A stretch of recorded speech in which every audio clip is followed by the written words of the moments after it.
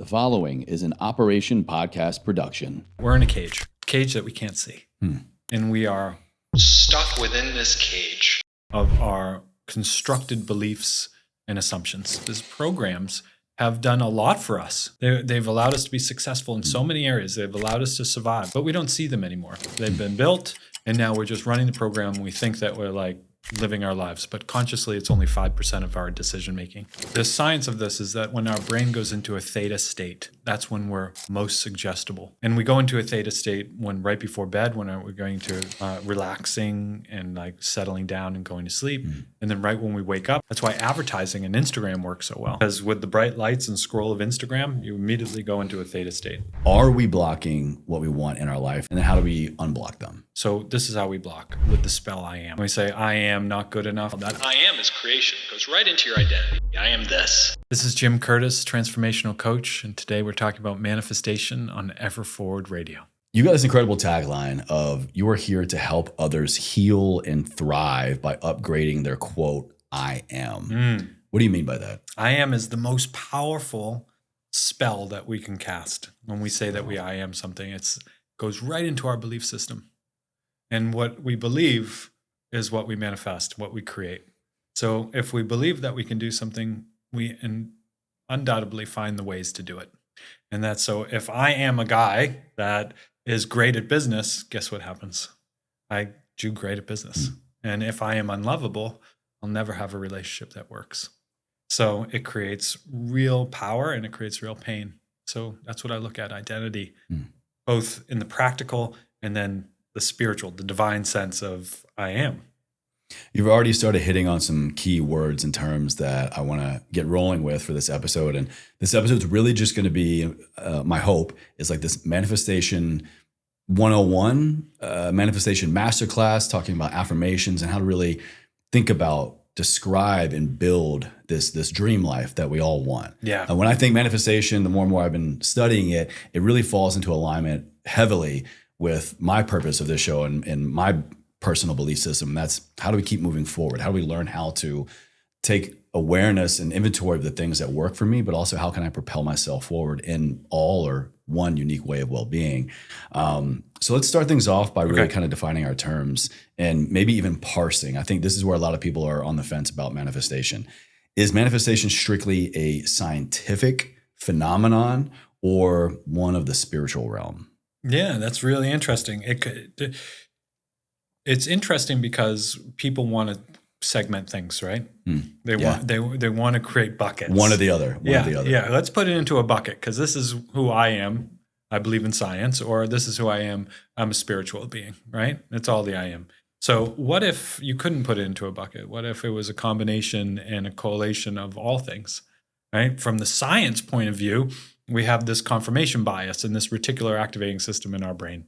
Therefore, when we go out and say we have a belief that we want something or we focus on it in repetition, we'll go out and see it more often and we'll confirm that belief's true or we'll look for something that we want, right? Look for a confirmation. Yeah, that's psychology. That's science, right? That is the science and psychology of manifestation. And then there's this thing that like, okay, yeah, what if there is this field of unlimited possibility? And what if emotion is energy? And that if I get into the emotion and belief that I already have this thing, will that bring it to me? And will this divine higher power allow it? So it's not one or the other, it's both. How do you, for lack of a better term here, convince somebody of that? Because I feel like, to go a little bit deeper here, I feel like most people are in one of those two trains of thought. Yeah. It's scientific, it is or it isn't, it's been proven or disproven, or it's just like this thing that I choose to believe in or have faith in, and it's just out there. How do you really effectively persuade or just get somebody to just fall in line, so to speak, of it is both? Yeah, I don't think you need to persuade anyone, right? There are many things that we can't see that are happening. We can't see the energy around us, right? We can see 0.5% of all energy around us. Wait, say that again? We can see 0.5%, less than 1% of all the energy around us. All right, please expand on that for me. What do you mean? Okay, so here's an example. there are new fighter jets that have enhanced radar and sonar that are seeing all these unidentified flying objects. Yeah. There are night vision goggles that have green, and they used to be red, but then they put them in green because the red was picking up energy of other things. There is energy all around us that we can't see, that bats can see and we can't, dogs can see and we can't, animals that have higher sensory can see and we can't. And it's just the energy of life, because everything, even this table, consists of energy. It's just slower moving energy and becomes matter. Like, so we call this a table, but this is nothing more than just atoms a bunch vibrating. of atoms vibrating together in a compact way that allows us to sit here. Yeah, and these lights, this is a much faster flowing energy. So, okay, so there doesn't take much of a leap to know that there are things that we can't see, smell, taste, or feel that are happening around us. And so it's potential that maybe there is something greater happening that we can't conceptualize, see, taste, or feel. Okay. Would you kind of liken this to someone can feel the sea breeze or feel the wind, but you can't see it? So is that kind of the same thing? Or you can feel, you walk by a fireplace and you can feel that warmth and that heat, but you don't actually, you see the flame, but you don't see heat. Are we kind of getting even into more that this? Sometimes you walk into a room or into a house and you're like, ooh, this is uncomfortable to be here. Bad vibes. Yeah. Or you walk in next to someone and you're like, I just like this person. Somehow I feel good around them. Like they make me feel calm. Sure. And that is the extra sensory, the sixth, and getting into the sixth sense, the potential to feel something that you can't put your finger on and see. And this is the idea that there's something more, right? Mm-hmm. So you also can't see your subconscious mind. True. Right? Yeah. But it's working. Yeah. And it's working because the subconscious mind controls your autonomic nervous system, which is how you breathe, how you heal, how you regulate your temperature, how you look for things. We have so much information coming in through our eyes and senses and everything. We need something to collate it all. Mm-hmm. And that is what's happening in our subconscious mind. It's the program that's like filtering. So if we have a program that we can't see, that's filtering all things that we want, that when you buy, all of a sudden you decide to get, what kind of car do you have? A BMW X5. Okay. And so before you had a BMW X5, you probably wanted one. You look at it, you start to see more of them on the street. Yeah. Right now that you have one. Awareness theory, right? Yeah. And now that you have one, your reticular activating system's like, oh, BMW X5, there's one. I like to do this test. It's like, okay, look at a picture of a yellow Jeep. Imagine you own the yellow Jeep. And now notice how many awkwardly weird there's yellow Jeeps everywhere when you drive. So it's not a matter of it didn't exist until I thought about it. Yes. But just now that I'm thinking about it, I'm seeing the existence that already is and was. Exactly right. So we're starting to bridge the gap. Okay. So here's another way to bridge the gap. How many products do you think are at Amazon.com? Oh my gosh. All of them. Okay. Well, just to say, how many products do you think you've purchased from Amazon.com? Oh, my wife has an Amazon problem. Right. I'll say thousands. Yeah. So you probably, let's say you purchased 10,000 products from Amazon.com.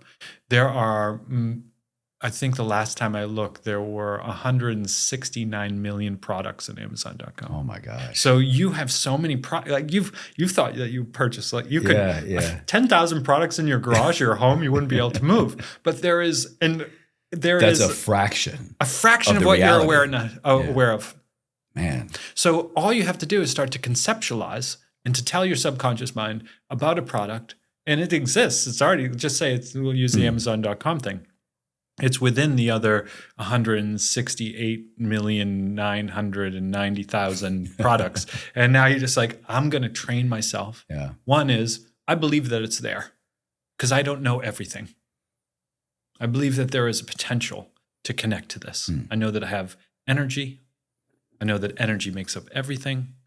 I know that it's there. I know that I have frequency and vibration. I can tell when something's good or bad just by stepping into a room or someone. So I know that there's something unseen going on. And then I know that I have this very real brain and mind that's collating everything. Mm-hmm. And so there's a potential to go from, I can set the program to go to Amazon, to find that potential, to feel it, to connect to it, and then to create it and believe that I have the identity that can have it. Now that just got very complicated, so we can simplify. No, I love it. And actually I'm thinking, maybe this is where Jeff Bezos needs to get on board and create this, the Amazon manifestation theory. There's something to it. I believe it. I've heard manifestation described, I think maybe even in a past interview I was listening of yours, as the art and practice of getting hyper specific about what you want, in terms of what you want in your life and for your life, and then just letting it go. Right. That seems like, to say that out loud, it seems kind of like, what? Yeah. How or why should we focus on something so intently that we want for our life and is so meaningful to us, to then just go, okay, I release it? Mm-hmm. Well, you can't have what you can't call out, right? You can't score a goal if you don't know where the goal is.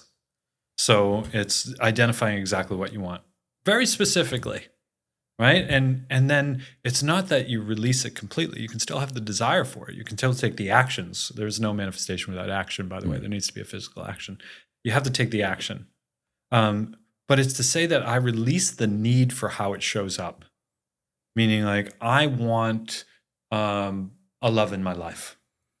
And I want this gorgeous, connected, beautiful, loving, passionate, like, love. And I can picture that person and where they live and how they act and what we do. And then, okay, I am going to put this into the universe. I'm going to do the action steps. I'm going to actually go out and smile at some people. And then I'm going to allow it to come. Right. And then when someone comes and they have blonde hair instead of brown hair, and you're like, not you. I had a picture of who you are, and that's not you. That's when you have to let up the attachment for how and when it comes. So it's doing coupled equally with allowing. Yes. Interesting. I haven't heard this allowing part before. Yeah. That's the idea of non-attachment. And non-attachment means that you don't want it. It means that you'll be fine without it. This reminds me of, I'm going to fast forward in my notes here a little bit. I forget the gentleman's name, but this clip I found online of really breaking down manifestation in terms of actually doing what you're talking about. And he describes how everything in our physical world was once a thought. Mm-hmm. Someone thought about building a device that can capture my sound to record it, the microphone or this table. And he goes, quote, what if we reverse the thought, word, deed paradigm and start with the deed, the act instead? So is manifestation really just reverse engineering reality? So instead of going from thought to the tangible thing, we go to tangible thing and then build out the thought process necessary to get to that reality. Yeah. Yeah, that's a really great point. And it's simplified into this. It's do, have, be. Okay. So if I do something, I have it, and then I am it. Mm-hmm. And I want to change that paradigm exactly the way they're saying is if I be it, and then I do it, I have it, right? Already change the be so that you already embody it. You are already it. You are already the thought, right? As if it has manifest. And then you take the actions to have it, as opposed to I'll get there when I do it, because you'll never get there. It's the paradigm shift of to be, do, have. Okay, so then this brings me to this other idea around manifestation of like you just said, I'm going to be it. And so we tap into this state of being of our future self or our higher level self. But is it really just as easy as that? I feel like we're kind of just skipping some work, no? So my question around this is, can we not properly manifest until our idea or belief around this thing that we're trying to change, add, or subtract into our life has developed a higher vibrational state? For example, I want to work on manifesting more financial abundance in my life. Yeah. Now, can I really do this just by starting to manifest this if I still have a very strong limiting belief around my worth, my value, limiting money mindset? Yeah. Can I just skip those steps, or do I have to step into like this higher vibrational state around those things so I can then actually manifest them? Yeah, I think that's a great point to make, because there is this idea of the law of assumption. And the law of assumption says we manifest what we believe to be true. Okay. So if I assume, like my mother said, my mother always said to me, you have champagne taste and beer pockets. I mean, you got champagne life on a beer budget. Yeah, exactly right. I've heard that before. Yeah.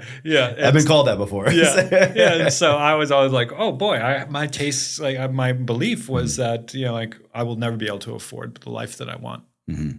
Right. And then I realized, oh, that was that's an assumption that I have based on a joke, a bullshit joke that my mother used to tell. Not even your belief; it was your mother's. It was someone else. It was a program belief, right?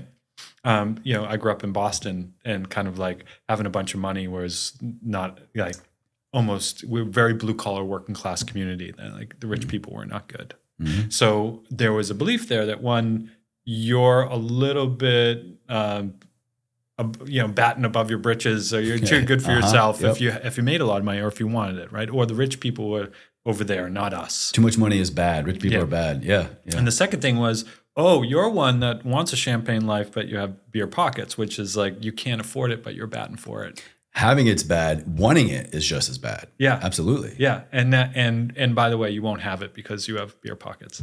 And so I said, those are the assumptions that are and building my idea of wealth. And that's why I've made, at this point when I'm realizing this, I realized, at this time I had helped 3 companies go public or sold, and like an equity value of like $1 billion. Wow. And I still wasn't making that much money. Yeah. I was like, so what is my assumption here? Like that I am capable of helping people because I have this, but of receiving, why am I not receiving more?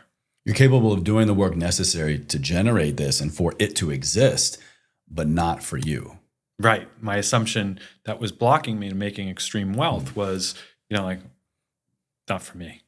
I'm an executor, not a receiver. And that came from all the programming, right? So I had to unravel that. And when I did, money flowed in so dramatically, so powerfully. Like there's things that I would do that it would just I never had to worry about it again. But I had to remove the assumption that I couldn't make the money. I had to upgrade my identity to someone that brings in massive amounts of wealth. Okay, walk us through this. If you are willing to share, like, what did you actually do? What did you actually do, and what did you actually think? One, to kind of like come to terms with this assumption, because I think that's the real starting point for people, is the understanding that you have this block, and then coming to terms with it, that like it actually exists, and then like renegotiating this relationship with it so you can then create a better one with it and expand because of it, really. Yeah. The first part, right, is that we're in a cage. It's a cage that we can't see. And we are stuck within this cage of our constructed beliefs and assumptions. And these beliefs and assumptions, these programs, have done a lot for us. They've allowed us to be successful in so many areas. They've allowed us to survive. They've allowed us to stay safe. But we don't see them anymore. They've been built, and now we're just running the program. And we think that we're like living our lives, but consciously it's only 5% of our decision making. So this is the part people talk about where we're living in a real life matrix. Exactly right. We're living in our subconscious mind, the 95%. So we're living in this cage. And so we need to realize that we're in the cage, that we're in the matrix. And so how do we do that? First, we build awareness about what are the things and the stories that we're telling most. You have a couple stories in your life that I know you've told over and over again. Are you still telling the story of your father, that he was such a jerk? Like, are you still telling the story of the girl that broke your heart? Are you still telling the story of X, Y, and Z? Like, what are those stories? And then we'll do a number of exercises that really put your beliefs in your face, that really show you, what do you truly believe? What's the operating system say? And it gets very uncomfortable. Sure. And then when we realize what that true belief is, we say, okay, now let's look at the goal. Are we specific about what the goal that we want to manifest is? Okay. Will this belief ever allow us to manifest with this goal? No. And so what belief do we need? Okay. We need a belief that is more empowering, that will allow us to manifest with the goal. Okay. So now how do we program in that belief? Well, we need to go in and change the emotional relationship with it. And we can do that through hypnosis really really effectively. Mm-hmm. We can do that through energy work, somatic practices like EFT tapping, but it's a system. So first comes awareness, then comes recognition, and then change. And then reprogramming what we want consciously and putting together a plan that allows us to get there with the belief that we can. And then supporting that with affirmations, but also lofty questions, which get into NLP programming, embedded commands through NLP. And so it's a little bit of a system, but it's really powerful. To really kind of dumb that down, I'm hearing a lot of, correct me if I'm wrong, if then. So it makes me think, is manifestation really nothing more than just a very specific formula that not all of us have figured out? Or is it a totally different state of being that we have to step into and practice daily? Yeah. Well, it is a formula that you step into and practice daily. Okay. So everything's a formula. Yeah. Everything's a formula. So I don't believe that it's just magic where you like think about, am I going to, I want this love in my life, and then you open your eyes and it appears. I think that's part of it. You have to think it, feel it, allow it. But the formula is this: recognize the old past beliefs. 1, 2, start to reframe those beliefs and reprogram. 3, start to take the action to get them. 4, feel what it would feel like before it have. Be before the have. Feel what it would feel like as if you have become it before you have it. Repeat every day. I love that. He came prepared, everybody. That's a great formula. I want to jump into something that was just an incredible joy to watch. You had this TED Talk a few years ago called The Cosmic Algorithm, really learning how to decipher the signs of the universe.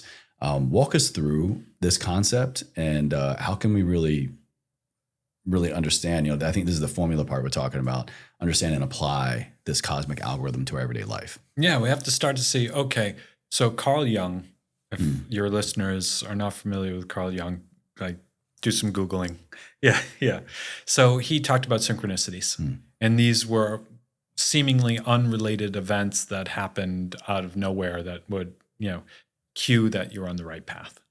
And a lot of people would say, well, I know that I'm coming into wealth when I just started walking around, and everywhere I went, I'd find a dollar bill or a penny or a nickel. Or I knew I was supposed to be there when I drove up and there was a parking space and I just walked in on time. It was so effortless. It's meant to be. Yeah, right? It's meant to be. Totally meant to be.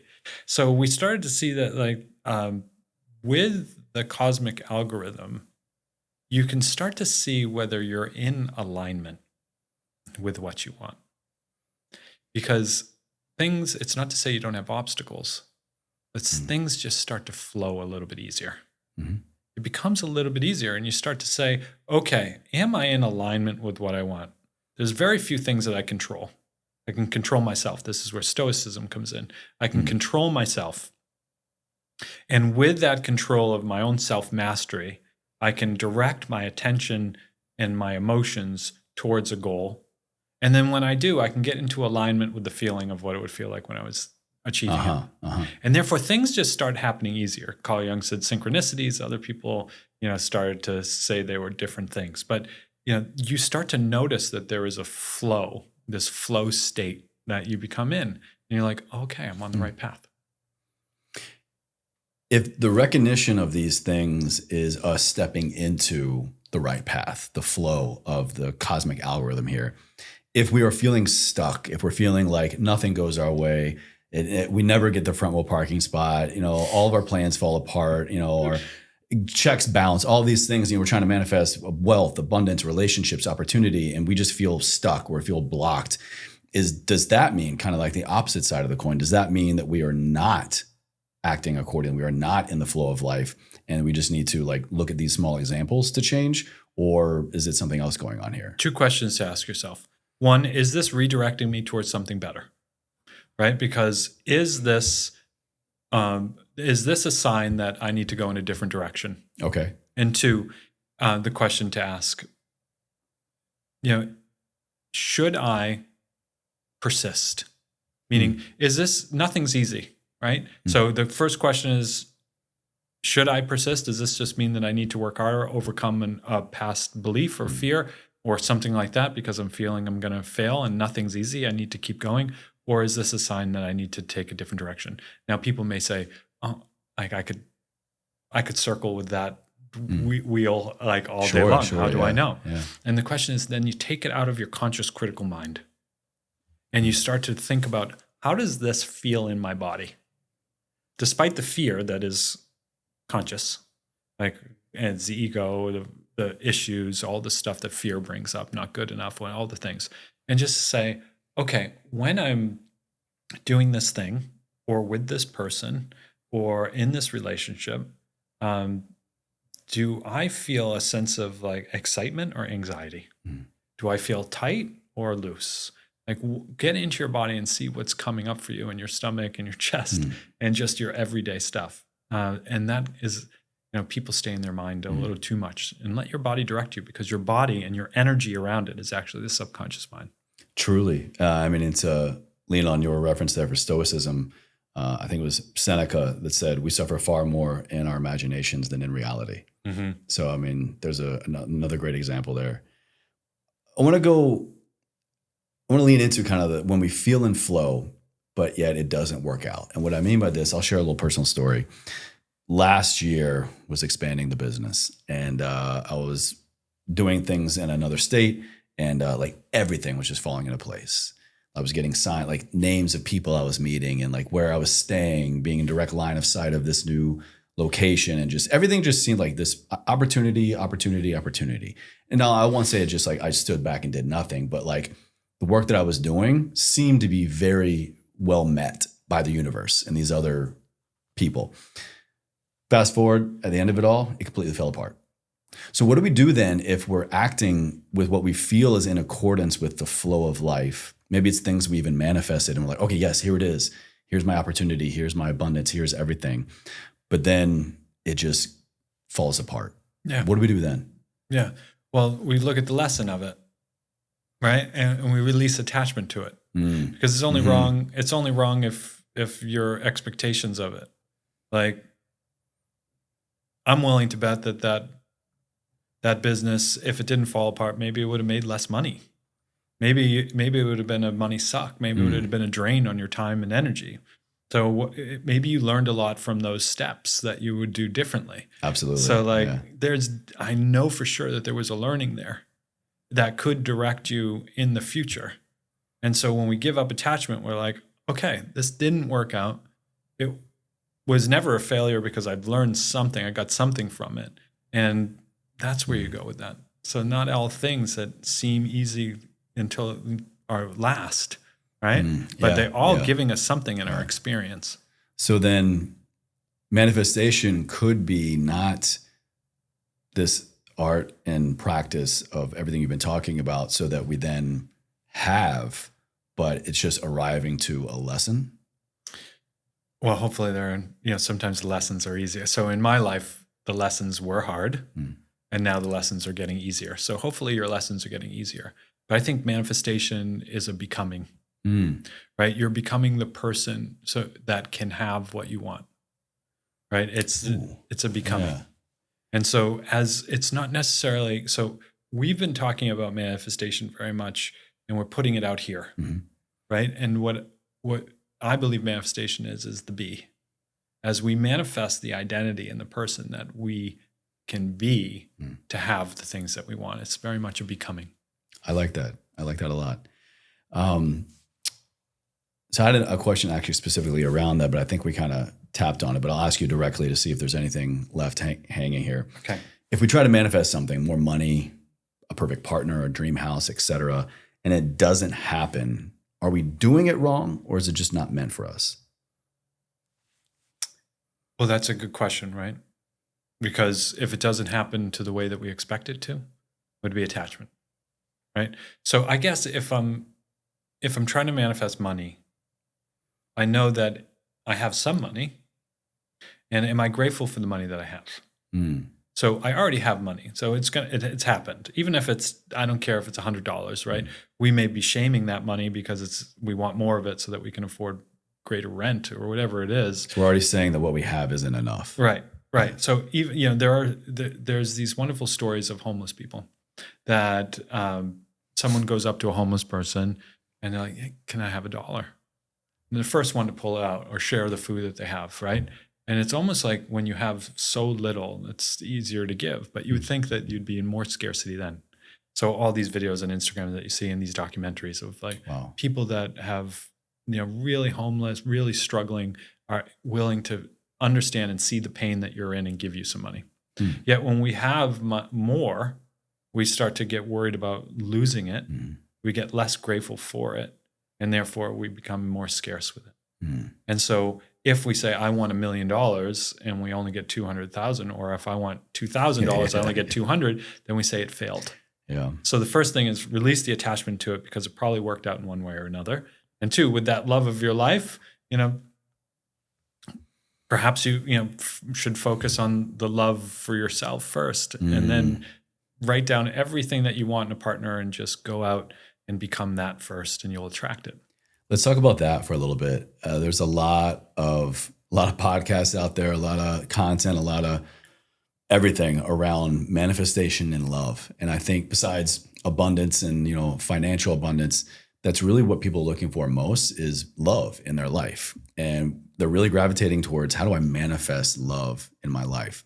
Am I hearing you correctly in saying that we need to first manifest love for ourselves, or develop love for ourselves, before we can ever be hopeful that manifesting love for, in terms of like a partner, is going to become a reality? Yeah. Yes. If you hate yourself, you're going to attract other people that will treat you as you project. But I have hundreds of thousands of people coming to me for this. Literally. Yeah. And it's not that they can't manifest love, meaning like they've all broken up from the narcissist, or like they've had relationships. They don't manifest the love that they want. Right? So we can get into a relationship, but we're not getting into the relationship we want. And why? Right? And some people, they've been alone for many years, or they're, I got this one woman who wrote in and said, how do I find love at 42? Yeah, I actually had that down. I wanted to reference that because that was one of your most viewed videos on social media. How do I find love at 42? And you kind of went into like finding love at any age. It's the same way. No, it's like what really comes up at that person finding love at 42, you already see all their beliefs. I'm too old for love. I'm not lovable. I'm a woman, and therefore at 42, forget it. There's a 25-year-old that's going to steal my love. So the way that you manifest love at 42 is first realizing like, at 42, you're this divine woman. You have both experience and knowledge and the ability to like go out and be loved. So like, how don't you find love at 42? By asking that question is how. Yeah. It seems like I'm hearing, maybe it's just nuances, but I'm hearing specificity in what we ask for really kind of shows us what is holding us back, and also next steps to manifest it properly. So is that really what, again, a part of the formula here is, this example of how do I find love at 42? I think it's the at 42 part, that little specific, that is kind of the telltale sign of where she's getting already stuck and how to then take action on that accordingly. So is it all really in the question and the specifics? Yeah, it really is, because that's where the awareness comes in, right? Okay. She probably wasn't aware of that, right? And so or else she would have just asked, how do I find love? How do I find love? Yeah. Right? What she wasn't aware of is that she's shaming herself for being a certain age where she thinks that she'll never find love. So the question that starts to come is like, okay, we'll go back to it, right? What is the I am you believe? In that woman's mind at 42, I am old, I am not lovable, right? So you have to go back and see what the truth is. And the truth is that belief doesn't exist anywhere in your body. I cut you open, there's I am old and not lovable is not in there. Wow. Yeah. And so if that truth doesn't believe, where is it? It's out here in our belief system, which was manufactured and programmed, and therefore it's not real. And so if it's not real, it's not true. What is true? Well, the truth is that you can create any belief you want. You might as well make it a powerful one, that you are lovable, innately worthy, and incredibly powerful. You just look at your fingers. That fingernail goes into a cuticle, into a bone, and is covered by skin that if you cut it, it will regenerate. You are divine in your own essence. And isn't something like that incredibly precious and lovable? I think that's a powerful concept I'm taking in right now. And for my audience, my skin is real. I can touch this. I can touch my elbow, my body, my chest, my shoulders. Like, that is real. I can't go to anywhere in my body and go, oh, you're nothing. Oh, you'll never amount to anything. Oh, you'll never be a millionaire. Oh, you'll never have a perfect partner. You'll never get the house that you want. Like that doesn't exist anywhere on our physical, tangible self. It's just something that consciously, subconsciously, we have allowed or chosen to just hitch a ride in the back of our mind. And until we bring awareness to these things, like we can finally like keep the ones on board we want, or just like get rid of all these stowaways, you know? Yeah. Just like get out. Yep, 100%. Yeah. So then it makes me think about ways that we are blocking our own manifestations. Are we blocking what we want in our life? How do we recognize where our blockages are to our manifestations? And then how do we unblock them? We're blocking. Our assumptions and beliefs block our manifestations. What we believe to be true, like we said before, who we believe we are, I am. So this is how we block with the spell I am. When we say I am not good enough, all those things that we say I am, even the other things like I'm a meat and potatoes type of guy or whatever those sayings are. I'm simple, I'm easy, I'm not high maintenance. All those things. It's like you're casting a spell. That I am is creation. It goes right into your identity. I am this. I am a smoker. I am not a smoker. You know, one of the easiest ways in hypnosis to get people to stop smoking is to get them under hypnosis in a trance state to start to say over and over again, I'm not a smoker. Really? Then, that's it? Yeah. And then you associate smoke like, you know, with the most disgusting things. And then you get them to associate, I am not that disgusting thing. You just go right into their identity. Smoking becomes an identity that you're not a smoker. You're no longer a smoker. So that's the first part. So how do you bring awareness to that? One is just, you know, starting to recognize and write down the words that you say. Starting to be totally aware of the things that you're saying and changing it. Just that simple, changing it. And then using trance states when your brain goes into theta before bed and when you wake up in the morning, to do your journaling about what you want to become. And to ask your mind, your subconscious mind, the energy around you, to deliver it in a way that says, you know, help me figure this out. Ask a question so that's all your subconscious mind wants to do is answer the question in a way that will help you survive. So if you ask it in a really positive way, you will set a program task to go out and complete. I love this aspect you just brought up about asking for help in the areas that we want our life to be better or things, you know, to release. I think that's a really good catch for somebody, because I think when we go, I'm looking for an answer. Well, if we had the answer, we wouldn't be looking for it. Right. If we knew how to have more financial abundance in our life, if we knew how to attract the right partner in our life, we would have it, we would do it. But if we shift our perspective, and this is huge, if we shift our perspective to just, you know, developing the proper question or questions around it, like that sparks curiosity, that sparks intrigue, that sparks a totally different way of going about life, because we have questions and we go looking for the answers. But if we stay stuck on trying to find just the answer, like we're probably going to miss it, right? Yeah, I think that sums it up perfectly. You bring up this this timing aspect of manifestation that I wanted to get to, and I found this clip from actually a former guest of the show, Dr. Tara Swart, an MD and PhD. Are you familiar with her? This British MD and PhD who really went the whole medical world of, you know, like science and healthcare, and then she began to kind of just have these experiences that tapped into the other, so to speak. It's an incredible episode. I'll link it down in the show notes for everybody. But she talks about this aspect of the Tetris effect. Are you familiar with that?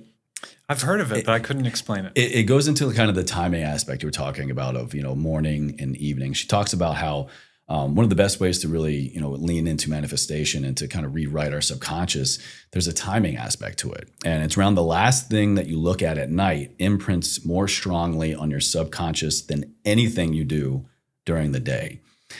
Where our subconscious, this is where our subconscious is very susceptible to suggestion, the power of suggestion. So then is the best time to manifest what we want right before we go to sleep so that we can sway our subconscious more? That's what people say. And the science of this is that when our brain goes into a theta state, you know, we have beta, alpha, delta, theta, right? When our brain goes into a theta state, that's when we're most suggestible. And we go into a theta state when right before bed, when we're going to relaxing and like settling down and going to sleep. And then right when we wake up, we're still in a little bit of a theta state. But we go into a theta state quite often. We go into a theta state that's why advertising and Instagram work so well. Because with the bright lights and scroll of Instagram, you immediately go into a theta state. You go into a theta state when you are driving on a highway a long distance without traffic. You know, you kind of just like zone out. Zone right? out. Yeah, you're like like, how did I get here? Yeah, 5 miles down the road, and you're like, oh, I missed my exit. I was thinking in my theta state. A theta state is hypnosis itself. So we go into hypnosis really naturally, without someone like putting us into hypnosis. So she simplified it into, but you can consciously put yourself into a state of suggestibility through trance states. So does it have to be before you go to bed? Yes. If you're not being conscious about, if you just want to write your questions right before you go to bed, it's a really powerful time. If you want to be really intentional about it, you can put yourself into a self-hypnosis, a state of conscious hyper-awareness in a theta state so you can focus on what you want. Now, how do we do that? Besides kind of just tapping into, it sounds like the natural times of the day when we're You can do this at any time of the day. So how? So this kind of puts what she set up on its head a little bit, because it's in the morning and at night is unintentional times in which we go into a high suggestible state of theta. And I'm saying you can at any time of the day go into a high suggestible state of theta through self-hypnosis. And what that is focusing on your breathing and closing your eyes, focusing on your breathing, focusing on your body, and then allowing yourself to just do a simple script that I can teach you that will count you down into a theta state. Please, yeah. Yeah, script away. Yeah. And then you can start to give your mind intentions. Yeah? Would you be willing to share? Yeah, sure. Walk us through so someone can practice this. Yeah, sure. So you can practice it yourself by this. So we'll both do it. We'll close our eyes. And you take a really deep breath in and hold it. And then release it out your mouth. And take a deep breath in and hold it. And release it. And now as you sit here, just activate the voice in your head. Allow the voice in your head, the higher voice that can tell you what to do, that can, when you have a negative thought that says, oh, stop that. And as you activate that voice in your head, allow that voice to talk. And just direct that voice as the higher voice now. Direct it to tell you to focus on your fingertips. And as you focus, allow yourself to be directed to focus on your left hand and your fingertips on your left hand. And as you focus on the fingertips on the left hand, they may start to tingle. And as you focus on the fingertips now on the right hand, direct yourself to notice if they start to tingle. And as you notice your hands and fingertips tingling, you may feel a little bit heavier. Start to notice the heaviness of your body against the chair or couch you're in. Then notice your feet. Notice if your right foot is heavier than your left foot, or if your left foot is the right foot that's heaviest. And give yourself permission just to simply imagine, see, or visualize that you're walking down a hallway of a beautiful house. And as you walk down the hallway of a beautiful house, just allowing your shoulders to relax and moving your body in a way that relaxes all your muscles. And as you walk down this hallway, you come to a flight of stairs. Most beautiful, safe, gorgeous flight of stairs, and you can just step down those stairs one step at a time, starting from 10, 9, 8, 7, even deeper now, 6, deeper into relaxation, 5, 4, 3, 2, 1. And here, down here, you can just simply release and relax. Opening your mind to all the potential that there is. Allowing you to now visualize or see what you want. To ask questions about how you'll have it. Ask to be directed to focus your mind on achieving that goal, to see the signs, take the steps. Down here, you can simply become even heavier. Perhaps walk through the woods and realize you're connected to all the nature, all the trees, all the energy of the leaves, the sun shining and warm on your face. Even more now with every breath, you can notice your body direct it to go a little bit deeper. And here you realize that you can have whatever you want and that you truly are connected. Expressing those positive affirmations here now. I am good enough. I am divine. I am lovable. And as we sit down here for a while, just realizing the true nature of things, love and connection, and starting to come back. You can just simply start to walk up those stairs again. Start to feel your body again, the room around you, stepping up the stairs now. 1, 2, 3, 4, and 5, all the way back up and eyes awake and open.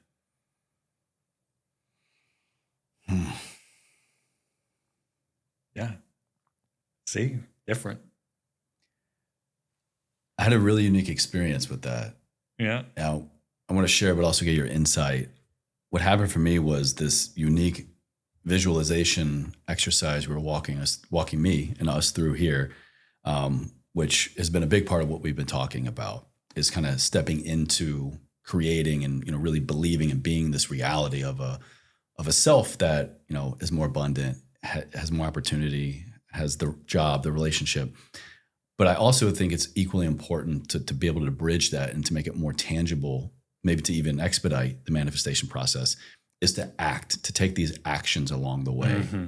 What I mean specifically was the hallway I was walking down and the stairs I was going up and down was actually in this, what I'll say is my dream house. Nice. Like an actual house that I've been in. This house Good. That's, on the market that I've been in, I've been a part of, and I'm in love with it. And it would be if I had the money, it's a big house. If I had the money, I would definitely snag it up. And it was way more of a reality for me, even though you were just walking me through this, for lack of a better term, this just made up world. What I'm trying to say is, I guess, along the way of manifestation, we have to do these things. There's this formula, there's this mindset, there's this visualization. But if we don't take even just small actions of putting ourselves into the environments of the things we're trying to manifest, of like, I want to manifest this dream house. Well, are you going to look at your dream house? Are you going to put yourself into this higher level space? Are you manifesting this dream job? Are you actually putting yourself into the area of where these other professionals and business people are, in that same workspace? Yeah. Are you trying to manifest this dream partner? Are you putting yourself into the areas, places, things where that type of person acts, goes to get coffee? Are you making your future self, future life, a reality at all along the way? Absolutely. So first, I want to just say, I want to change for you, if I had the money, to where's the money going to come from? All right. Yes, thank you. Right? It's just a simple thing, because now it's like, okay, I can go out and find that money, as opposed to scarcity of like, I don't have it. Oh, trust me, ever since I found this house, I've been looking. Yeah. I've been working harder. Yeah. I've been working harder. Great. I want that house. I love it. All right, then it could be yours. And then the next part, absolutely, right? So here, an action step. Okay, so now I've discovered I have some limiting beliefs, right? I'm going to reframe those limiting beliefs. I'm going to get really clear on what I want. I'm going to do some self-hypnosis to get myself into a flow state, to ask questions, to feel it, to become it, to be attuned with it. And now I'm going to take action in the practical, real human world. I'm going to take action. And that could be, right, I'm going to explore different financing options. I am going to go out into a friend's house and ask her to bring some single men or single women. I don't care what it is. I'm going to smile at the coffee shop and a little bit more. I'm going to ask someone for creative financing, or maybe someone wants to partner on that house. I'm going to ask you listening, watching, to make sure you subscribe to the podcast so we can keep growing, so that I can have this dream house for my family. Yeah, subscribe and listen. That was really enjoyable. Really enjoyable. Good. I'm going to take a quick glance at the rest of my questions. This has been so great. Is there anything maybe I have touched on that you would like to revisit or go deeper on? Is there anything you feel like in the world of manifestation that we've overlooked that is super important for someone to grab hold of here today? Yeah, I think that just to make this kind of practical and tangible, right? There are a lot of folks that say what you want, feel the energy of it, and do that, right? And so I add into that, first, identify your programming that may be holding you back. It's the law of assumption. Go into that programming using trance states like meditation, transcendental meditation, hypnosis, NLP, I don't care who it is or what it is, and start to reframe that using affirmations, lofty questions, all those things.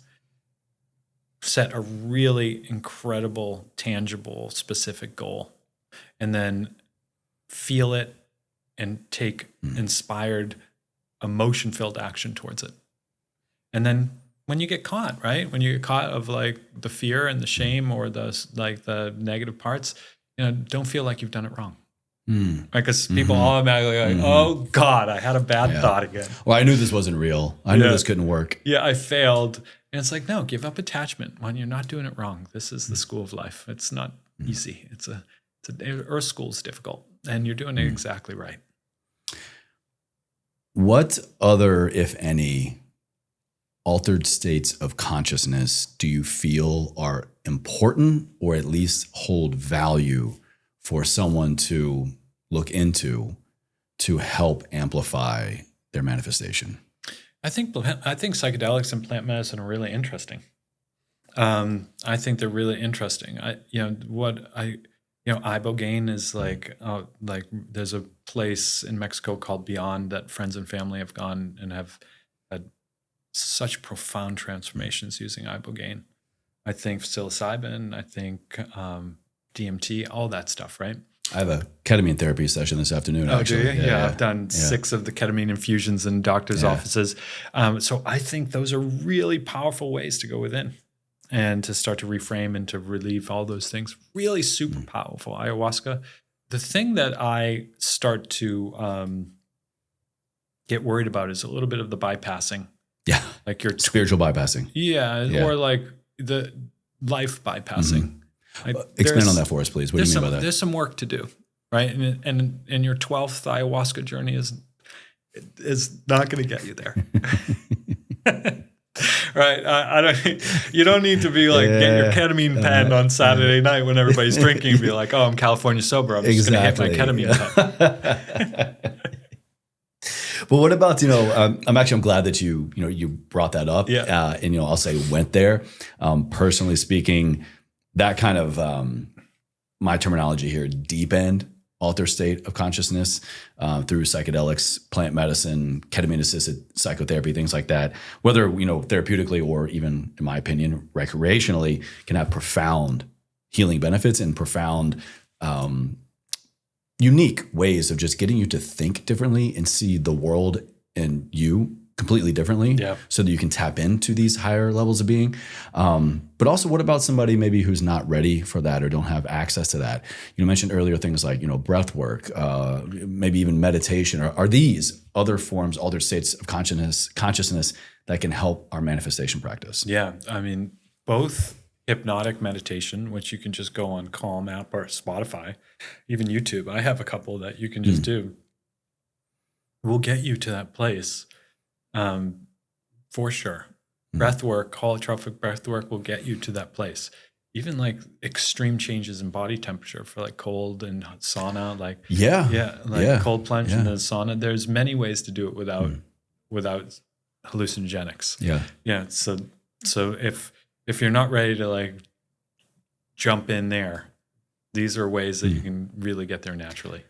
That kind of brings up another question for me around the craze right now, the last couple of years in like the wellness space, at least my world, health, wellness, human optimization, biohacking, if you will, is these, contrast therapies, cold plunging, ice baths, IR sauna, dry sauna, contrast therapy, going back and forth.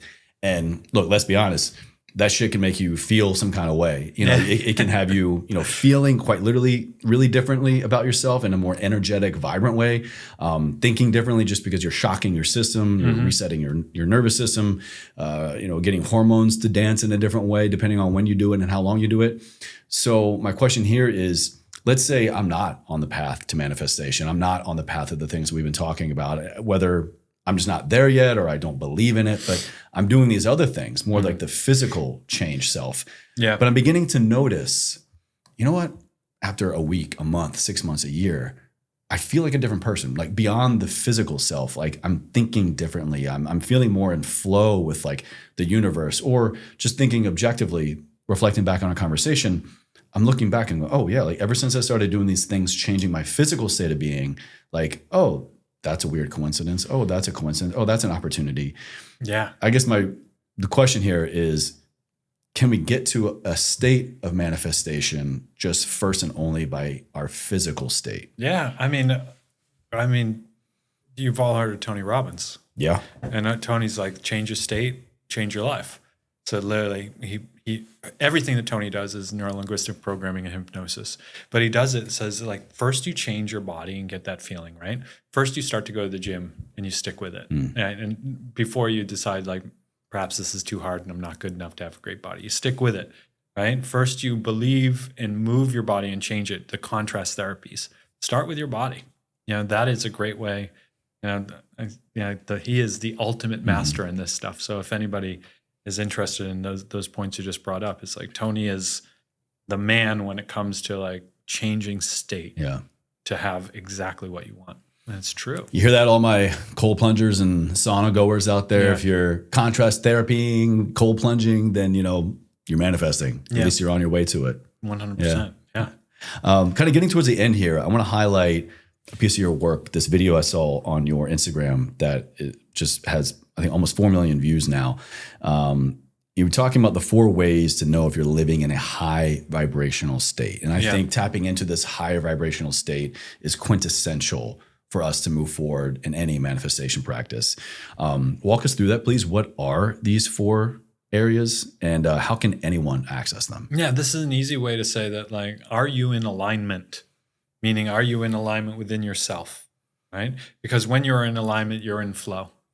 And you start to notice that if you're in alignment and you're in flow, when, like you find you're walking by a baby and that baby is just kind of looking and smiling at you. Strangers come up to you and say hello. You're easily talking to people. People are asking your advice. These pets and you want to play with the dogs. Not everybody's a pet, but like these dogs are coming up and playing with you. Even like in nature, you feel like you're calling these people in, or these pets and these animals in. So you know that you're kind of like in a high vibrational frequency when these things are happening. So the question is, how do you get there and how do you stay there?